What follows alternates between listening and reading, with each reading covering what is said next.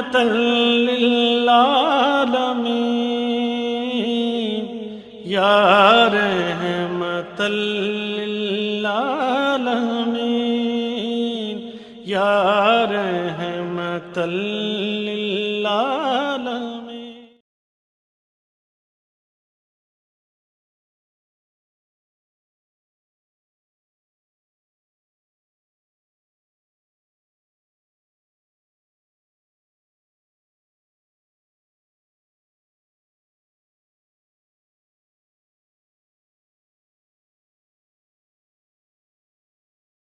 اللهم صل على محمد وعلى آل محمد كما صليت على إبراهيم وعلى آل إبراهيم إنك حميد مجيد.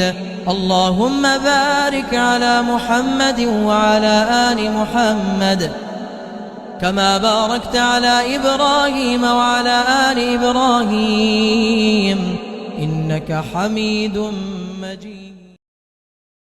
نحمده ونصلي على رسوله الكريم اما بعد اعوذ باللہ من الشیطان الرجیم بسم اللہ الرحمن الرحیم رب اشرح لي صدری ویسر لي امری واحلل عقدۃ من لسانی یفقہوا قولی. السلام علیکم ورحمۃ اللہ وبرکاتہ. میرے معزز اور قابل قدر سامعین، نبی کریم صلی اللہ علیہ وآلہ وسلم کی پیشن گوئی بہت زیادہ کتابوں میں، آسمانی صحائف میں ہمیں ملتی ہیں، اور مختلف آسمانی صحائف اور کتابوں کو میں آپ کے سامنے پیش کر رہی ہوں. اس سے پہلے بائبل، زبور، توریت اور کچھ آسمانی صحائف سے میں نے ثابت کیا ہے کہ نبی کریم صلی اللہ علیہ وآلہ وسلم کا نام اور ان کی پیش گوئی ہر آسمانی صحیفے میں شامل تھی، اور ہر آنے والے نبی نے اپنی امت کو اس کا پیغام دیا. اس وقت میں جس نبی کی پیش گوئی آپ کے سامنے پیش کرنے جا رہی ہوں یہ نبی یسایہ کی ہے، اور اس سے پہلے میں 4 پیش گوئیاں ان کی پیش کر چکی ہوں پچھلے اسباق میں، اور اس سبق نمبر 45 میں یسایہ نبی کی 5ویں پیش گوئی آپ کے سامنے رکھنے کی سعادت حاصل کرتی ہوں. بسم اللہ الرحمن الرحیم. الحمدللہ نحمدہ ونستعینہ ونستغفرہ ونعوذ باللہ من شرور انفسنا ومن سیئات اعمالنا من یهدہ اللہ فلا مضل لہ ومن یضلل فلا ہادی لہ واشہد ان لا الہ الا اللہ وحدہ لا شریک لہ واشہد ان محمدا عبدہ ورسولہ. یسایہ نبی کی 5ویں پیش گوئی. خداوند نے یسایہ نبی کی معرفت فرمایا، جو لوگ تاریکی میں چلتے تھے انہوں نے بڑی روشنی دیکھی، جو موت کے سایہ کے ملک میں رہتے تھے ان پر نور چمکا. تو نے قوم کو بڑھایا، تو نے ان کی شادمانی کو زیادہ کیا. وہ تیرے حضور ایسے خوش ہیں جیسے فصل کاٹتے وقت اور غنیمت کی تقسیم کے وقت لوگ خوش ہوتے ہیں، کیونکہ تو نے ان کے بوجھ کے جوئے اور ان کے کندھے کے لٹھ اور ان پر ظلم کرنے والے کے عصا کو ایسا توڑا ہے جیسا مدیان کے دن میں کیا تھا، کیونکہ جنگ میں مسلح مردوں کے تمام سلاح اور خون آلودہ کپڑے جلانے کے لیے آگ کا ایندھن ہوں گے. اس لیے ہمارے لیے ایک لڑکا تولد ہوا اور ہم کو ایک بیٹا بخشا گیا، اور سلطنت اس کے کندھے پر ہوگی، اور اس کا نام عجیب، مشیر، خدائے قادر، ابدیت کا باپ، سلامتی کا شہزادہ ہوگا. اس کی سلطنت کے اقبال اور سلامتی کی کچھ انتہا نہ ہوگی. وہ داؤد کے تخت پر اس کی مملکت پر آج سے ابد تک حکمران رہے گا، اور عدالت اور صداقت سے اسے قیام بخشے گا. بائبل کے شارحین کہتے ہیں کہ یہ پیش گوئی حضرت عیسیٰ علیہ السلام کے لیے کی گئی، لیکن اگر اس کا آپ جائزہ لیں تو اس کی کسی بھی لحاظ سے عیسیٰ علیہ السلام سے کوئی مناسبت ثابت نہیں ہوتی. آیت نمبر 1. جو لوگ تاریکی میں چلتے تھے انہوں نے بڑی روشنی دیکھی. قرآن مجید میں بھی اسی طرح کے الفاظ آئے ہیں. بسم اللہ الرحمن الرحیم. قد جاءکم من اللہ نور و کتاب مبین یہدی بہ اللہ من اتبع رضوانہ سبل السلام ویخرجہم من الظلمات الی النور بإذنہ ویہدیہم الی صراط مستقیم. قد جاءکم من اللہ نور و کتاب مبین یہدی بہ اللہ من اتبع رضوانہ سبل السلام ویخرجہم من الظلمات الی النور بإذنہ ویہدیہم الی صراط مستقیم۔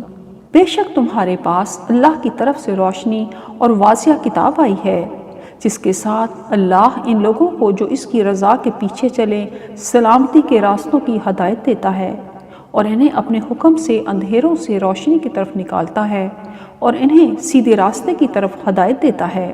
نمبر 2، جو موت کے سایہ کے ملک میں رہتے تھے ان پر نور چمکا۔ عرب میں خاندانی دشمنیوں، قبائلی عصبیتوں اور جہلانہ مشاغل کی وجہ سے لوگوں پر موت کا سایہ مسلط رہتا تھا اور ہر طرف رقص ابلیس جاری تھا، لیکن بعثت نبوی کی روشنی کے بعد بھائی چارے کی ایسی فضا بن گئی جس کی دنیا میں مثال نہیں ملتی۔ فرمان باری ہے، بسم اللہ الرحمن الرحیم، وَاذْكُرُوا نِعْمَتَ اللَّهِ عَلَيْكُمْ إِذْ كُنْتُمْ أَعْدَاءً فَأَلَّفَ بَيْنَ قُلُوبِكُمْ فَأَصْبَحْتُمْ بِنِعْمَتِهِ إِخْوَانًا، اور اپنے اوپر اللہ کی نعمت احسان یاد کرو جب تم آپس میں دشمن تھے، پھر اس نے تمہارے دلوں میں الفت اور محبت ڈال دی تو تم اس کی نعمت سے بھائی بھائی بن گئے۔ دربار نجاشی میں صحابی رسول کا اعلان حق کو ہم دیکھتے ہیں کہ سیدنا جعفر بن ابی طالب رضی اللہ تعالیٰ عنہ نے زمانہ جاہلیت کی تاریکی اور محمد صلی اللہ علیہ وآلہ وسلم کی بعثت کے بعد اسلام کی نور افشانیوں کا نقشہ شاہ حبشہ نجاشی کے دربار پہ اس طرح کھینچا تھا: ایھا الملک کنا قوما اہل جاہلیہ نعبد الاصنام ونأکل المیتۃ ونأتی الفواحش ونقطع الارحام ونصل الجوار یأکل القوی منا الضعیف فکنا علی ذلک حتی بعث اللہ الینا رسولا منا نعرف نسبہ وصدقہ وامانتہ وعفافہ فدعانا الی اللہ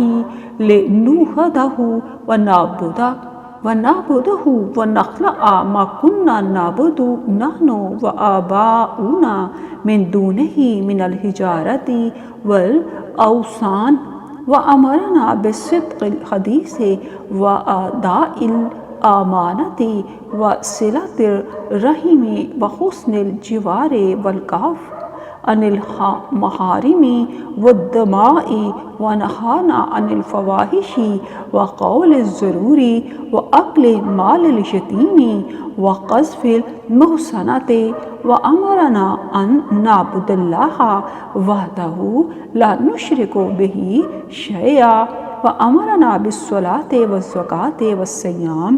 قالت فعدت علیہ امور الاسلام فصدقناہ وآمنا بہ واتبعناہ علی ما جاء بہ فعبدنا اللہ وحدہ فلم نشرک بہ شیئا وحرمنا ما حرم علینا واحللنا ما احلل لنا۔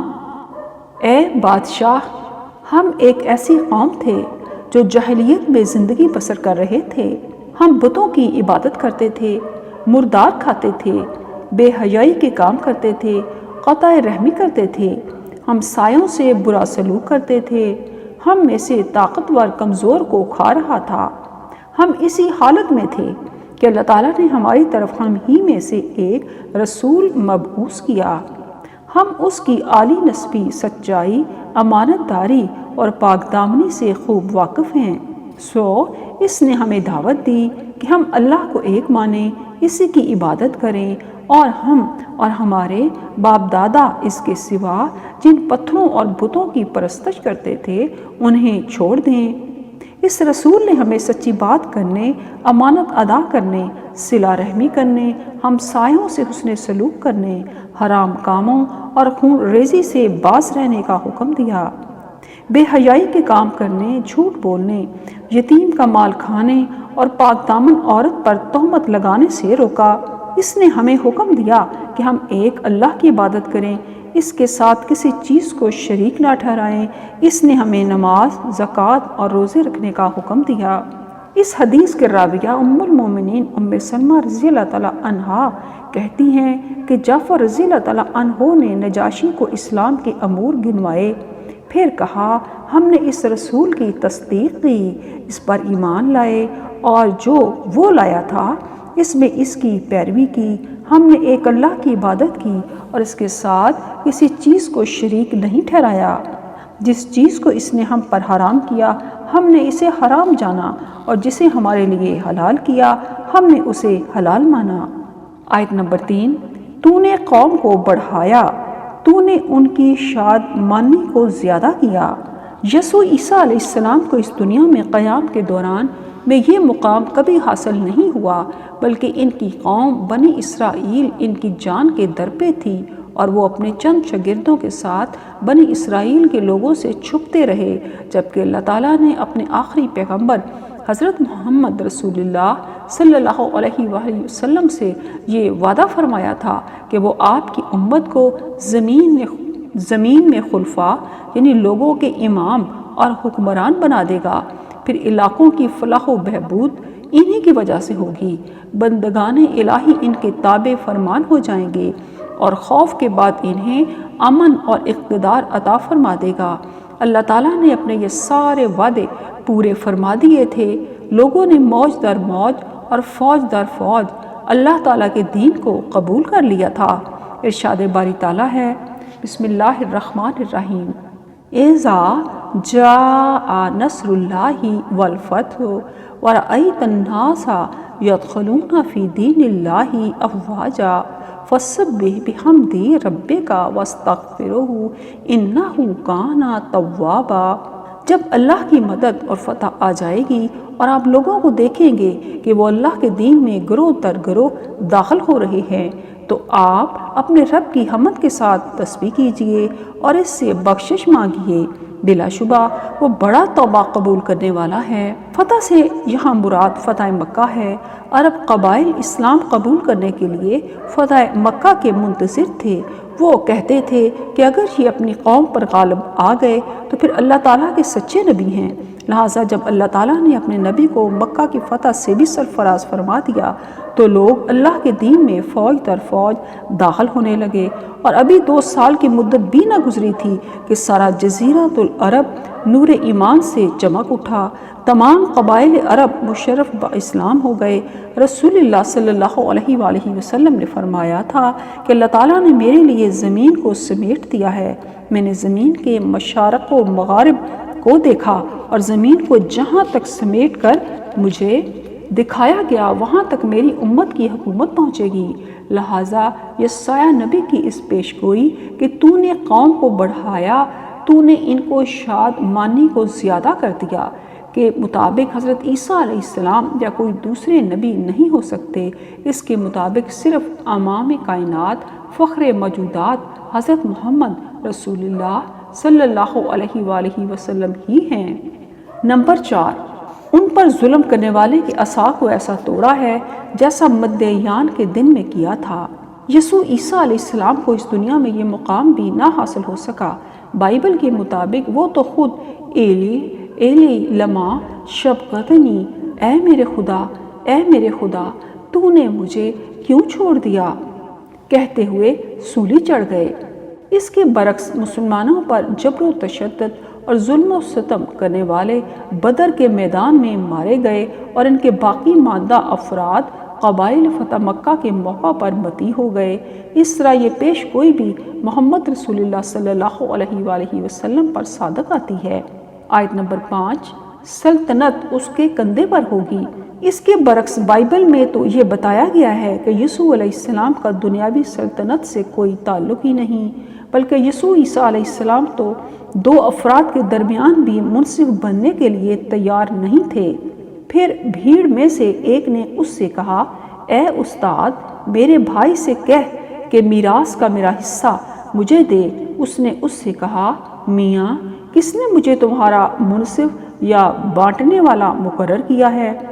آیت نمبر 6 سلامتی کا شہزادہ ہوگا۔ عیسائی شارحین حضرت عیسیٰ علیہ السلام کو اس کا مطابق قرار دیتے ہیں، لیکن اس کا کیا کیا جائے کہ بائبل ہی کی روح سے یسوع علیہ السلام اس کے مطابق نہیں بنتے۔ اس اقتباس میں ایک بڑی صفت یہ بیان کی گئی ہے کہ وہ سلامتی کا شہزادہ ہوگا، یعنی اس کا مقصد امن و سلامتی پھیلانا ہوگا، لیکن حضرت عیسیٰ علیہ السلام کے متعلق بائبل میں بتایا گیا ہے، یہ نہ سمجھو کہ میں زمین پر صلح کرانے آیا ہوں، صلح کرانے نہیں بلکہ تلوار چلوانے آیا ہوں۔ مزید بنا یسوع نے تلوار خریدنے کی ترغیب دیتے ہوئے یہ بھی کہا کہ اس کے لیے اگر اپنی پوشاک بھی بیچنی پڑے تو اس سے بھی دریغ نہ کیا جائے۔ اس نے ان سے کہا مگر اب جس کے پاس بٹوا ہو وہ اسے لے، اور اسی طرح جھولی بھی، اور جس کے پاس نہ ہو وہ اپنی پوشاک بیچ کر تلوار خریدے۔ اس سے ثابت ہوتا ہے کہ یہ بشارت عیسیٰ علیہ السلام کے بارے میں نہیں بلکہ اس کے مطابق نبی کریم صلی اللہ علیہ وآلہ وسلم ہیں، جو امن و سلامتی اور صلح و خیر خواہی کے پیغام بر ہیں، اور آپ صلی اللہ علیہ وآلہ وسلم کی تعلیمات امن کے داعیوں کے لیے مینار نور ہیں۔ آیت نمبر 7 وہ داؤد کے تخت اور اس کی مملکت پر آج سے ابد تک حکمران رہے گا۔ تاریخ گواہ ہے کہ یسوع علیہ السلام کو داؤد علیہ السلام کے تخت پر ایک دن بھی بیٹھنا نصیب نہیں ہوا، بلکہ یسوع علیہ السلام تو رومیوں کو جزیہ دیتے رہے۔ کہاں داؤد علیہ السلام کا تخت اور کہاں رومیوں کو جزیے کی ادائیگی؟ بائبل کی روح سے یسوع علیہ السلام داؤد علیہ السلام کے وارث ہو ہی نہیں سکتے، کیونکہ یہو یقین کی اولاد کے لیے داؤد علیہ السلام کا تخت ہمیشہ کے لیے حرام ہے۔ اس لیے شاہ یہودا یہو یقین کی بابت خداوند یوں فرماتا ہے کہ اس کی نسل میں سے کوئی نہ رہے گا جو داؤد کے تخت پر بیٹھے۔ انجیل متی میں یسوع مسیح ابن داؤد ابن ابراہم علیہ السلام کے نسب نامے کی جو تفصیل دی گئی ہے، اس میں آخری شاہ یہودیہ صدقیاہ سے لے کر داؤد علیہ السلام تک نسب یوں ہے: صدقیاہ بن یکونیاہ بن یوسیاہ بن امون بن منصی بن حزقیاہ بن آخر بن یوتام بن عزریاہ بن یورام بن یہوشافط بن آسا بن ابیاہ بن رجعام بن سلیمان بن داؤد علیہ السلام۔ لیکن عہد نامہ عتیق میں نسب صدقیاہ بن یکونیاہ بن یہو یقین بن یوسیاہ دیا گیا ہے، اور یوسیاہ کے بیٹے یہ تھے: پلوٹھا یوحنان، دوسرا یہون یقین، تیسرا صدقیاہ، چوتھا سلوم، اور بنی یہو یقین، اس کا بیٹا یکونیاہ، اس کا بیٹا صدقیاہ۔ اگرچہ انجیل متی میں یسوع علیہ السلام کے نسب نامہ میں یہو یقین کا نام حذف کر کے دادا کے بعد پوتے کا ذکر کیا گیا ہے، اور امون سے یوسیاہ پیدا ہوا، اور گرفتار ہو کر بابل جانے کے زمانہ میں یوسیاہ سے یکونیاہ اور اس کے بھائی پیدا ہوئے۔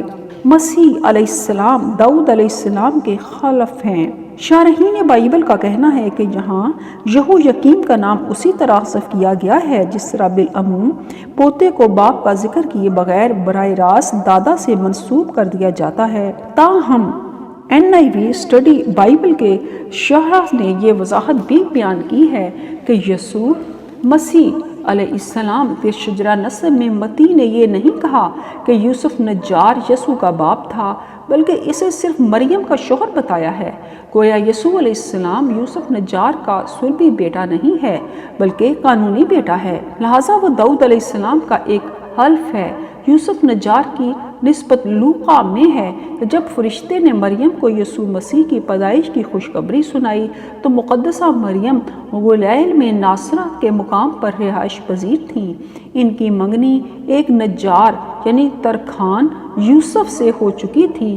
لوقا ہمیں بتاتا ہے کہ یوسف داؤد کی نسل سے تھا، اگرچہ مریم کے حسب نسب کے متعلق صاف نہیں بتایا گیا، پھر بھی وہ اسی نسل سے تعلق رکھتی تھی، کیونکہ لوقا باب نمبر 3 میں جو نسب نامہ دیا گیا ہے اس سے یہی ظاہر ہوتا ہے۔ مقدسہ مریم کے حمل کو بتوسط پاک روح بتایا گیا ہے۔ یسوع مسیح علیہ السلام کو یہو یقین کی قانونی اولاد اور داؤد علیہ السلام کا خلف مانا ہے تو یرمیاہ کی صراحت یعنی شاہ یہودا یہو یقین کے بارے میں خداوند یوں فرماتا ہے کہ اس کی نسل سے کوئی نہ رہے گا جو داؤد کے تخت پر بیٹھے، اس کی روح سے وہ داؤد علیہ السلام کے وارث بہرحال نہیں ہو سکتے۔ یوں اس پیش گوئی کی روح سے اس کا صحیح اطلاق نبی کریم صلی اللہ علیہ وآلہ وسلم پر ہوتا ہے۔ اسلام انسانیت کے لیے پیغام امن ہے۔ رسول اللہ صلی اللہ علیہ وآلہ وسلم کا دین تمام بنی نوع انسان کو امن کی ضمانت دیتا ہے۔ یہ ایک انسان کے ناحق قتل کو پوری انسانیت کا قتل اور ایک جان بچانے کو تمام انسانوں کی جان بچانے کے مترادف ٹھہراتا ہے۔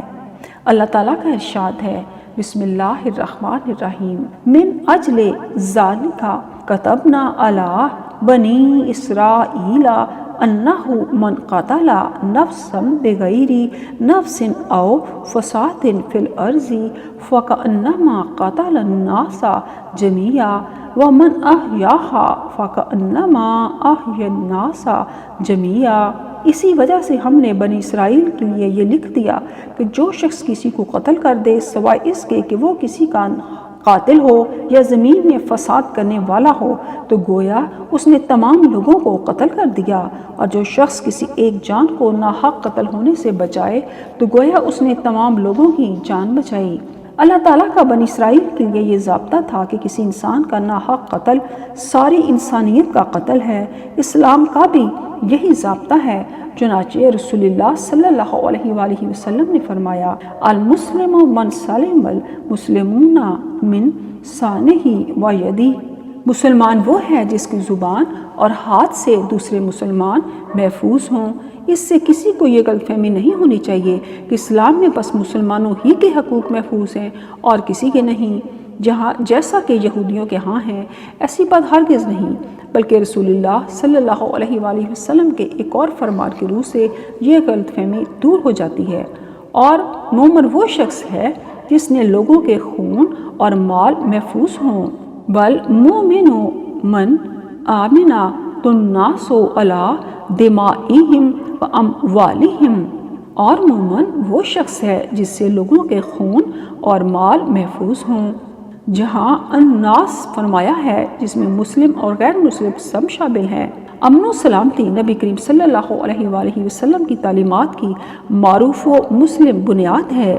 جہاں تک ایک مسلمان دوسرے مسلمان سے ملاقات کرتے وقت السلام علیکم کہتا ہے، اسی طرح دونوں ایک دوسرے کے لیے سلامتی کی دعا کرتے ہیں۔ محمد رسول اللہ صلی اللہ علیہ وآلہ وسلم نے عرب سے بد امنی اور جنگ و جدال کا خاتمہ کر کے امن و سلامتی کی مثالی فضا پیدا کر دی، لہذا سلامتی کا شہزادہ ہونے کا خطاب آپ صلی اللہ علیہ وآلہ وسلم ہی پر صادق آتا ہے۔ آپ صلی اللہ علیہ وآلہ وسلم سید الانبیاء اور خاتم النبیین ہونے کے ناطے تمام انبیاء کی میراث کے وارث ہیں۔ اللہ تعالیٰ نے آپ صلی اللہ علیہ وآلہ وسلم کی ذات میں نبوت اور ریاست کو جمع کر دیا۔ داؤد اور سلیمان علیہ السلام بھی نبی ہونے کے ساتھ ساتھ اسلامی ریاست کے فرمانبر تھے۔ اسی لحاظ سے آپ داؤد علیہ السلام کے تخت کے وارث بھی ہیں۔ آپ نے اسے قیامت تک کے لیے خلافت علی منہاج النبوت کی صورت میں نمایاں کر دیا۔ اس کی بنیاد اسی بات پر ہے جس کا اس پیش گوئی میں ذکر ہے، وہ داؤد کے تخت اور اس کی مملکت پر آج سے ابد تک حکمران رہے گا اور عدالت اور صداقت اسے قیام بخشے گا۔ صدق اللہ العظیم۔